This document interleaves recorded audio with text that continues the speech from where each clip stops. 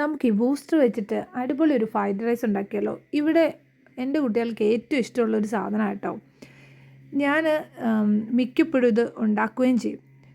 പിന്നെ ഇവർക്ക് ഫുഡ് സ്കൂളിൽ ഉണ്ടാക്കിക്കൊണ്ട് പോകണം. അപ്പോൾ ഏറ്റവും എളുപ്പത്തിൽ പെട്ടെന്ന് ഉണ്ടാക്കാൻ പറ്റുന്ന കാര്യങ്ങളൊക്കെയാണ് ഞാനും ചെയ്യാറ്. 10 മിനിറ്റ് മതി ഇതിന് കേട്ടോ. നമ്മൾ ഓൾറെഡി ക്യാരറ്റും അതുപോലെ തന്നെ ബീൻസൊക്കെ അരിഞ്ഞു വെച്ചിട്ടുണ്ട്. ബൂസ്റ്ററും കൂടെ നമ്മൾ ചെറുതായി അരിഞ്ഞു വെക്കണം.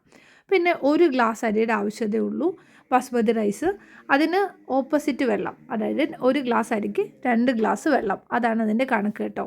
ആദ്യം തന്നെ നെയ്യ് നമ്മൾ ഒഴിച്ചിട്ട് ആദ്യം അതൊന്ന് ജസ്റ്റ് ഒന്ന് ക്യാരറ്റും ബീൻസൊക്കെ ഒന്ന് ജസ്റ്റ് ഒന്ന് വഴറ്റി കൊടുക്കുക. അത് കഴിഞ്ഞിട്ട് അതിലേക്ക് തന്നെ റൈസ് ഇട്ട് വേവിച്ചെടുത്തിട്ട് അത് നീക്കി വെക്കുക. അതിന് ശേഷം വേറൊരു പാനിൽ എണ്ണ ഒഴിച്ച് സബോള ഒന്ന് വഴറ്റിയെടുക്കുക. ആകെ ചേർക്കുന്നത് മുളക് പൊടിയും മഞ്ഞൾ പൊടി മാത്രമാണ്.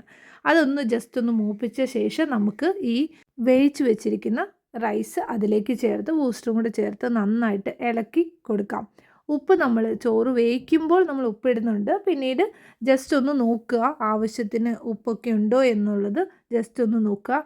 നിങ്ങൾ തീർച്ചയായിട്ടും ഇതൊന്ന് ട്രൈ ചെയ്യണം കേട്ടോ. നല്ല ടേസ്റ്റാണ്, കുട്ടികൾക്കെല്ലാം ഇഷ്ടപ്പെടും. ഞാൻ ഇന്നത്തെ ലഞ്ചിന് ഇത് തന്നെയാണ് കൊടുത്തു വിട്ടേക്കുന്നത്. പാത്രത്തിൽ എടുത്തു വെച്ചേക്കുവാണ്. എല്ലാ ദിവസവും ഇത് കിട്ടിയാൽ അവർക്ക് അത്രയും സന്തോഷമാണ് കേട്ടോ. അപ്പോൾ വീഡിയോസൊക്കെ ഇഷ്ടമായെങ്കിൽ ഒന്ന് ഫോളോ ചെയ്യാൻ മറക്കല്ലേ കേട്ടോ.